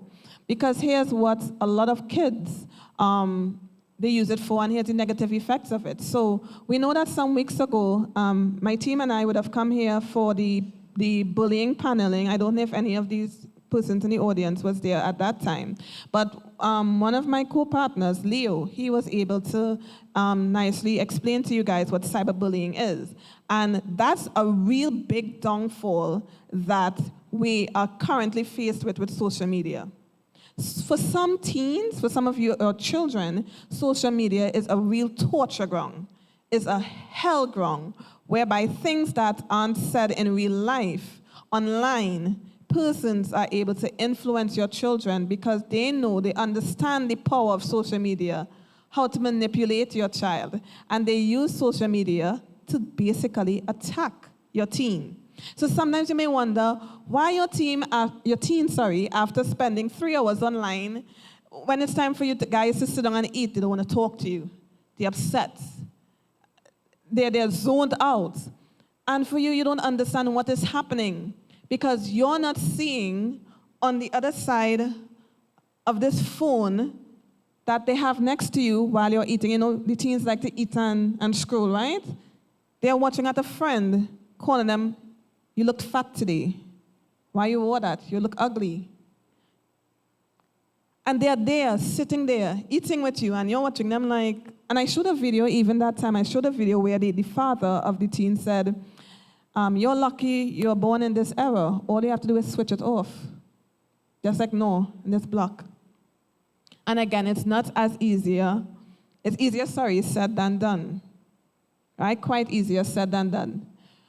Social anxiety is another effect, a negative effect that our teens go through with social media, right? Someone said it, I think Brother Bumble kind of alluded to it. After a while of spending most of your time with interacting with a virtual world, you lose the skills needed to interact face-to-face. When I went social another day, teens, unlike in my time when social, you mix and mingle and you swing and you say, "Hi, where's your name?" And you talk to each other and you have fun and you say, "Okay, what church you go to?" And "Me too, I go to this church." And "I'm in Pathfinders." "What are you?" "You're in the choir," and you're having fun and you're talking. Now, look at what is happening in social city. Everybody in a corner. No, they're talking to the same persons that are in the social, right? By the way. But they're on a phone, And the poor social host is like, I lost my partner, what will I do? And nobody is singing along because everyone is more engaged with the social media than they are in real life. And unfortunately, that is another big hit that our teens have taken today. They don't know how to socialize anymore because it's easier to talk to a screen than it is to a face.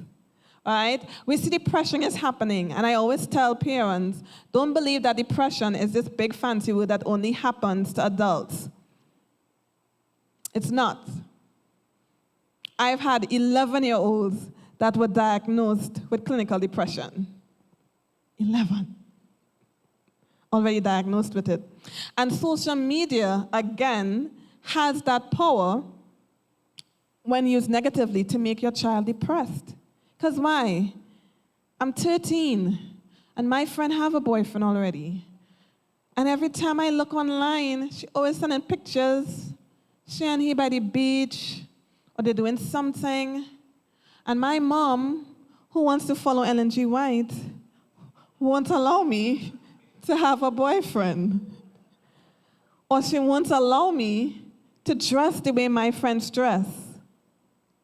She won't allow me to wear the little trinket. It's just a trinket. Oh God, it's not really jewelry. Some watches come with it. Why won't she allow me to use it? Why won't she allow me to wear it? And after a while, our teens fall to depression because they're seeing a life that somebody else has, and they want it. And the Christian lifestyle that we want them to have, because social media is clashing with that, they're falling into depression. We see that our young people are exposed to content that is not age-appropriate or even healthy. Because they're on this virtual world, you can be anybody you want to be in the virtual world. If you're a boy, you can be a girl for a moment. If you're a man, you can be a boy for a moment. And our teens, when they don't have us by their sides to educate and for us to let them understand how susceptible they are to these things, we're wondering why every time they're on the phone, they're smiling and they have this brightest smile. And they're always spending all this time on the phone. And who are you talking to, Jerry? Who is Jerry? Well, it's this boy that I met on Facebook. He's 16 like me. And not knowing that Jerry is actually a big 30-year-old man, yes, ma'am, talking to your child. That's why I said earlier, you need to find out what your child is posting online, what your child is looking at online, who your child is talking to online. Because for you, she's your baby girl, but for somebody else, she looked big enough. She looked like a grown woman. She ain't his baby girl. See why I told you to make sure and ask questions and check in? And the thing is, when our teens don't hear our stories from where we came from, don't let them think that you've always been sitting in church and everything was hunky-dory and holy. Because when they don't hear that you too almost fell prey to someone online when you were their age, when they don't hear how their mother, which is your grandmother, had to put the fear of God in you, not to go out, sneak out, and meet Jerry and whatnot because of what happened. When they don't hear these things, they won't share as much as these things with you. Who, mommy? All she knows is Sunday and Wednesday night church. Why really go and tell her about what I'm going through? She won't understand what it's like that boys my age don't see me and like me, but Jerry does. So you know what? Even though I found out that Jerry is actually 30, I'm going to still talk to him. Because Jerry pays attention to me. And he validates me. And he tells me I'm pretty. And nobody else tells me I'm pretty. And yes, I want to feel pretty, so I know it's a lie, but I'll continue living that lie. Exposure. Addiction. We spoke about addiction before. I was amazed at how Brother Brumbles, it was your grandson, you said? How well he took his phone being taken away for a week. I've met teens who are willing to burn down a house. A house.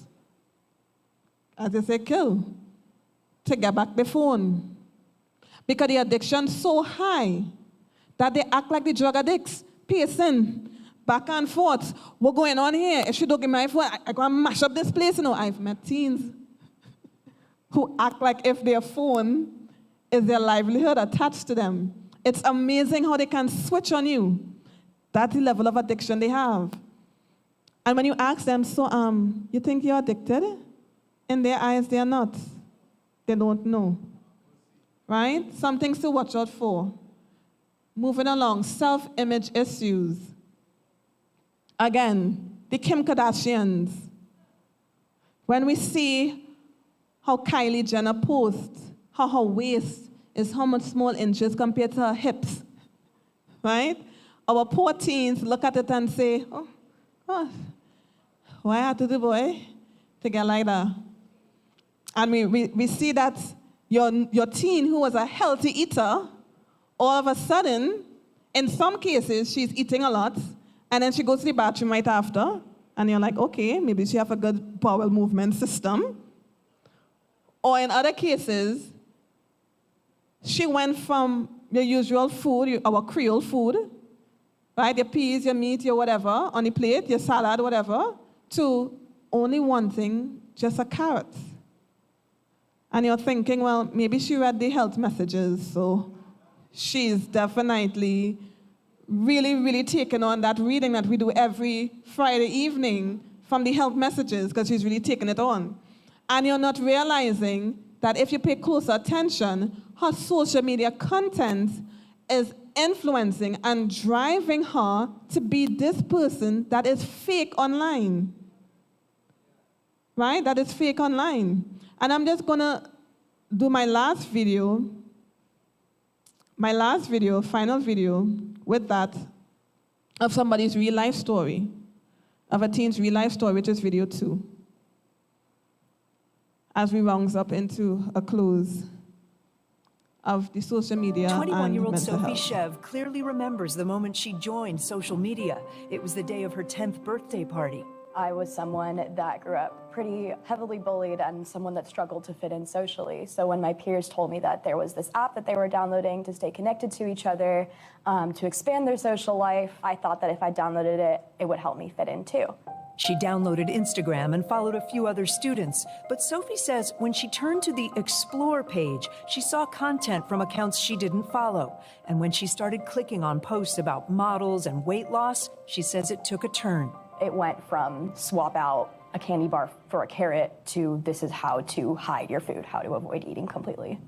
Sophie says the content helped lead to her eating disorder. She was hospitalized 13 times, starting at the age of 15, when her doctor delivered this dire warning. He looked me in the eyes and said, the insurance called and asked for your prognosis. And I had to tell them that you are going to die in the next couple of weeks. Your heart, liver, kidneys, they're all failing. Sophie made major changes in her life, and she's in a healthier place now, going to therapy and taking a 2-year break from social media. And her story is not unique. When asked about the impact of social media on their body image, 46% of teens 13 to 17 said that social media makes them feel worse. 21-year-old Sophie Chev clearly remembers the moment she... That's the end of the video. So social media, when not used right, the negative effects, it affects some persons to the point where they can be hospitalized because they are trying to keep up with a lie. And as you can see, the last one I had there is that in some cases, unfortunately, it reaches suicide level. Unfortunately. Some parents, after they lose their teens to suicide, when they go online, they see the kind of things that they were exposed to, the cyberbullying, the content, and they're amazed that they didn't know how destructive this was in their child's life. So I'm just going to skip along that as I move on with the information, that some persons may ask, okay, when is the right time then that my teen should be exposed to social media? And one of the interesting things to learn is that different children and adolescents are affected by social media in different ways. And it's really based on that individual's strengths and their vulnerabilities. It's based on the cultural, historical, and even the socio-economic levels. So what may work for one teen, in whether you choose to have that teen be allowed to get social media or not, it may not work for another. You have to understand your teenager. You have to understand their strengths and their vulnerabilities, and you have to make that decision based on your understanding of where your child is at, right? Don't try to follow someone else's child and their methods. And what can help? Well, firstly, the roles of parents. Right?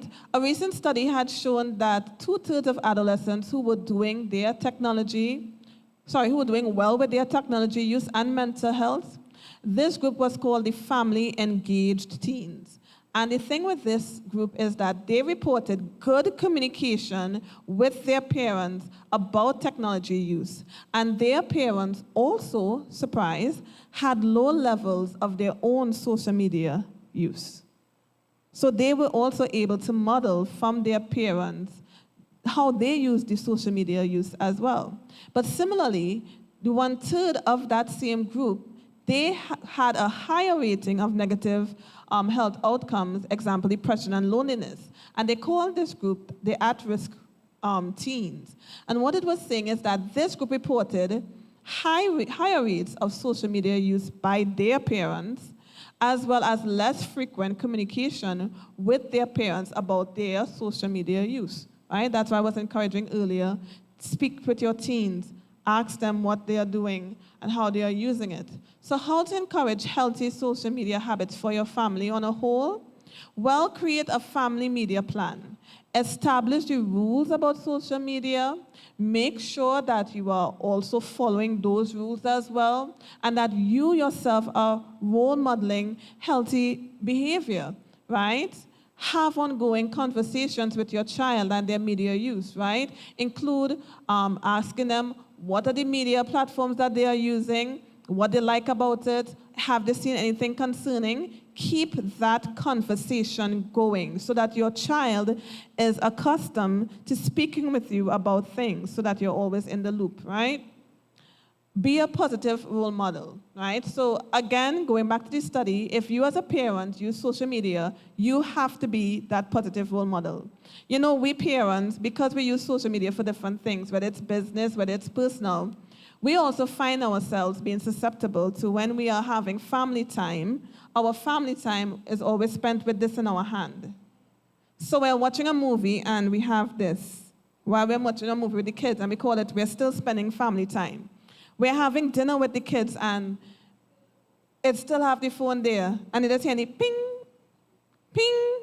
How was your day? Ping. Yeah, that was good. Ping.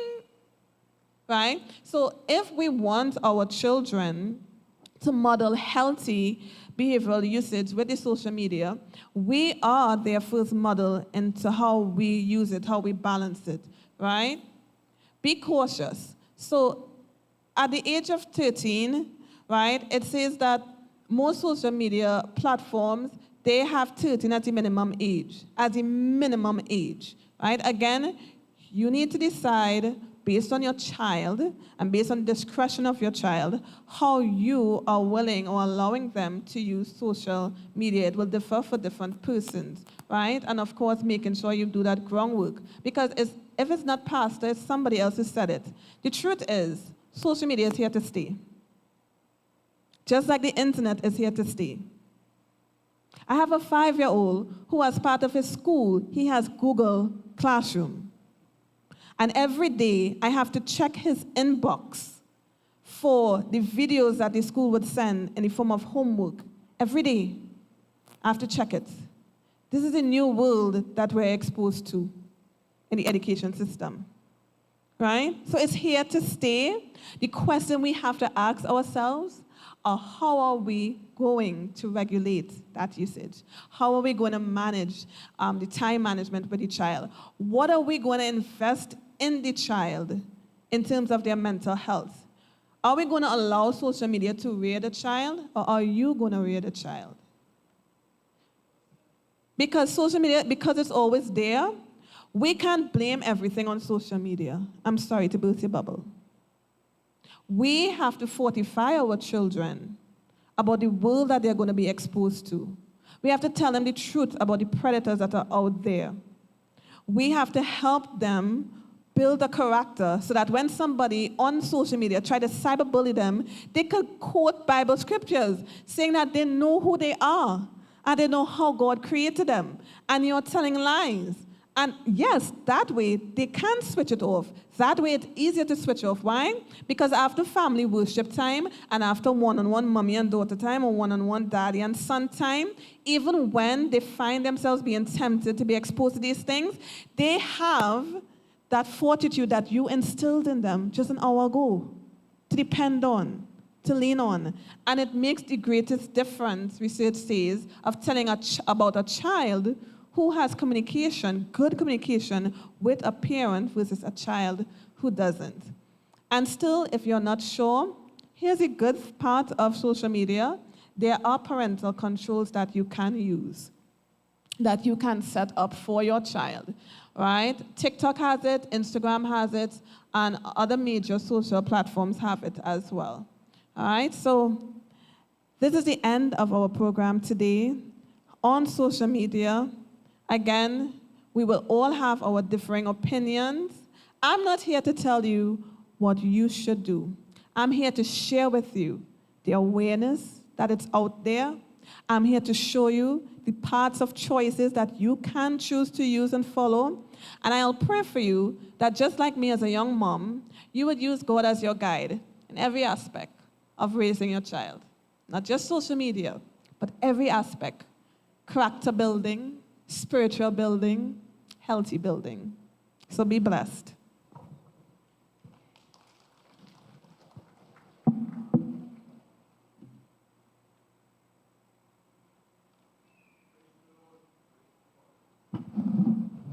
Praise the Lord. Thank you so much. You know, we could go on here for the next hour just listening about social media and how important it is for us. But the time is now mine to, as we conclude this week of embracing hope and finding healing. Did we find healing this week? Isn't it more hopeful? We have learned a lot of skills. So I want to express my heartfelt gratitude to everyone who has made this event a success. First and foremost, I want to thank our beloved pastor, Pastor Mentor, amen, for his unwavering support and guidance throughout this week. Thank you so much, Pastor Mentor. His encouragement and spiritual leadership have been invaluable in creating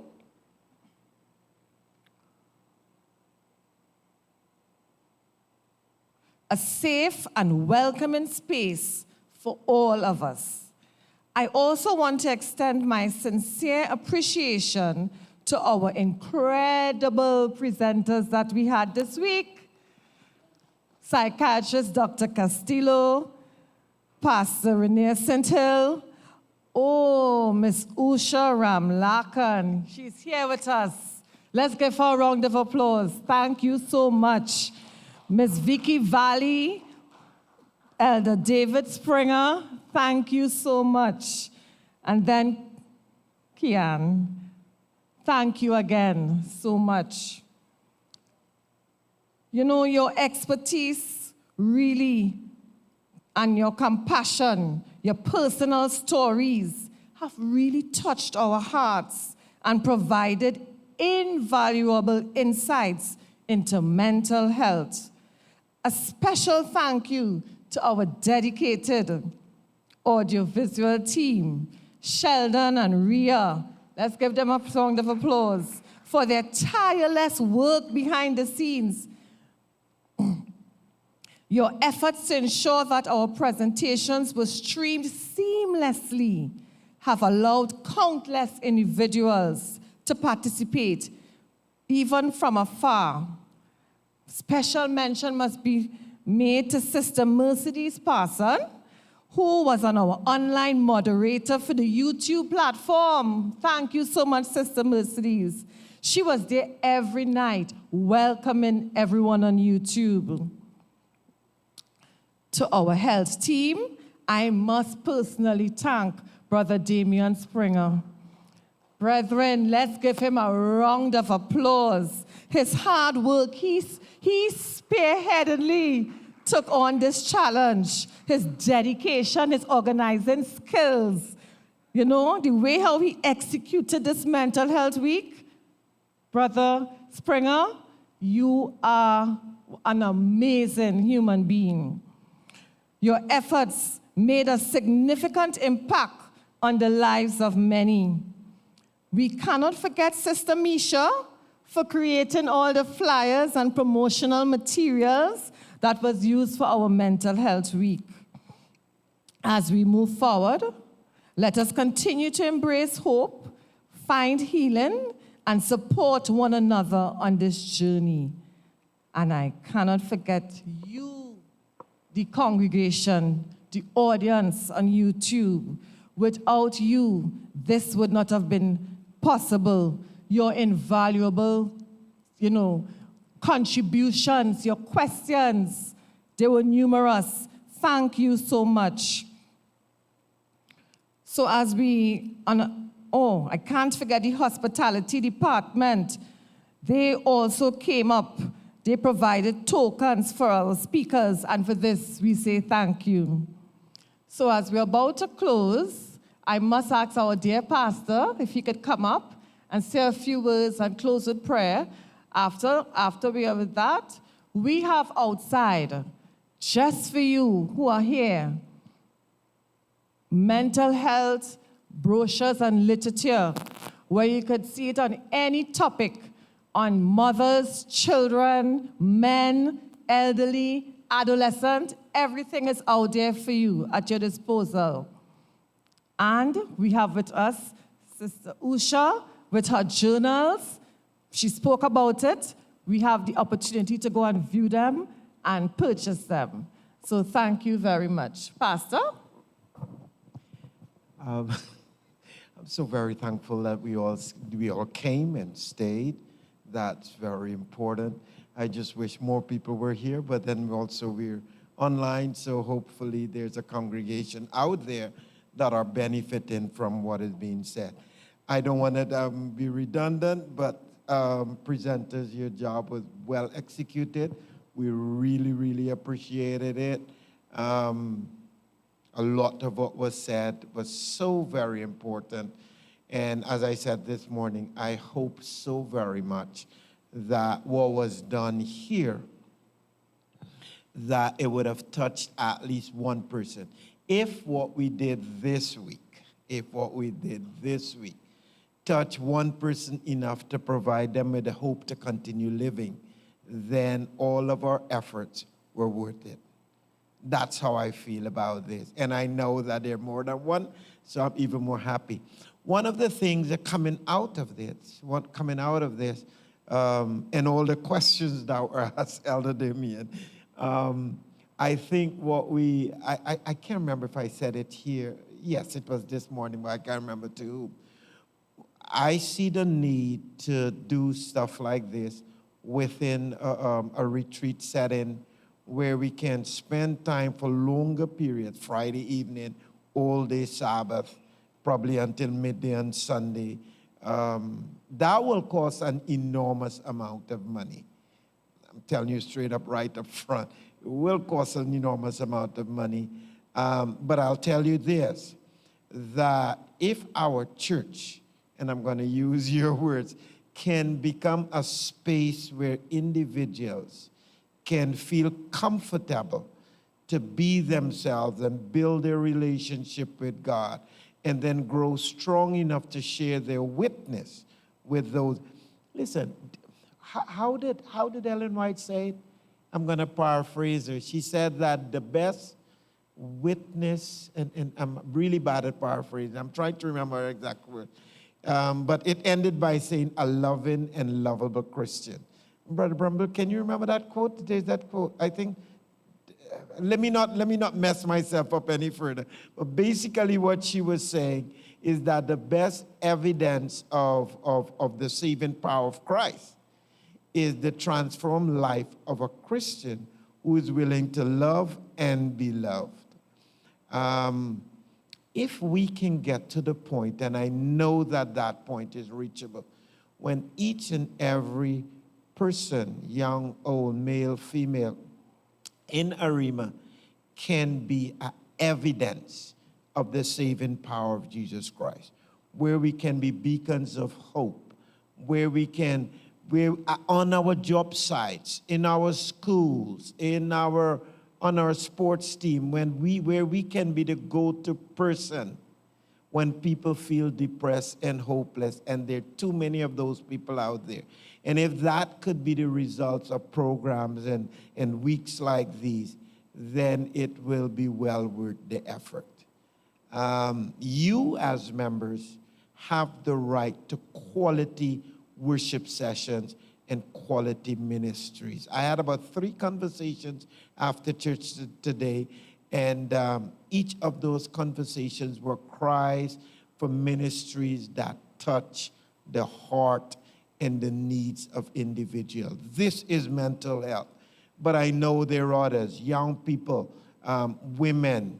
I am blessed. This is the first time I'm pastoring a church that has an active men's ministries department. Never had that opportunity. A few days ago, I celebrated 35 years in ministry. Never had the opportunity of a church that has an active men. That's wonderful, but it can grow some more.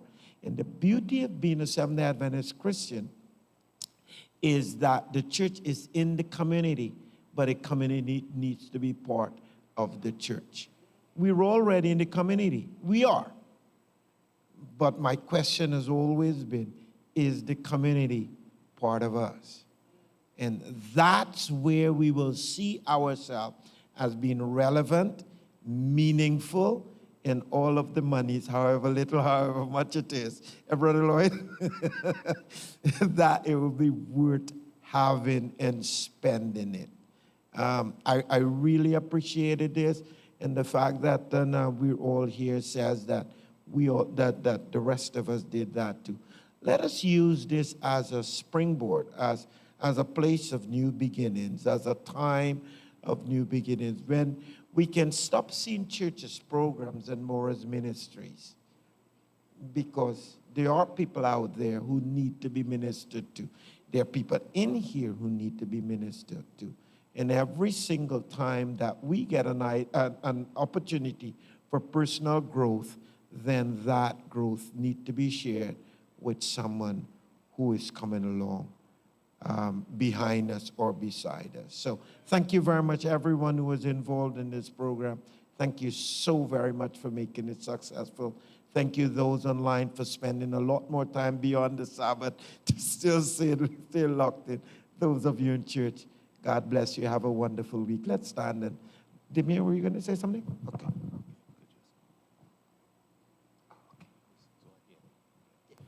So we'd just like to call Usha up, please. Sister Keiann.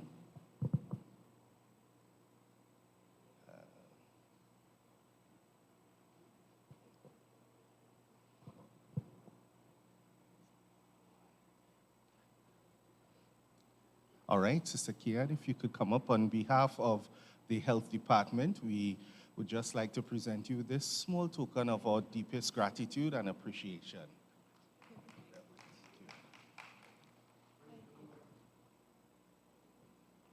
All right, Usha, yes, if you can come up, please.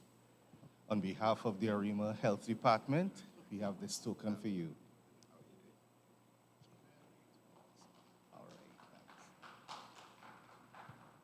All right, I think those are presenters who are present. Interesting words, presenters who are present. Let's stand as we pray to close, please. And you notice, I need to comment, there are a bunch of kids up there who stayed around. I guess they're children of some of the adults who are in church. But those are also a group of individuals who we also need to give special attention to. And they are watching. That's the beauty of it all. Let's pray, please. Heavenly Father, we are so very thankful to you that you care about each and every one of us. You have said in your word that you care about the sparrows and everything. And if you care about them, how much more does your heart go out for we are human beings? And so, dear Lord, as we bring this week to a close, we're thankful for all that we have learned. But more than that, we're thankful for the fact that you can use us with the additional knowledge that we have gained to minister to those who are more in need, most in need of what we have learned. And so, Lord, place in our path during this week individuals who can be boosted and encouraged and loved by what we've learned. And Lord, if there is one person who needs you, help that person will be placed along our way so that we can love them for you also. Thank you very much for everything you've done for us. We bless your holy name and we thank you for all that you've done. In Jesus' name, amen.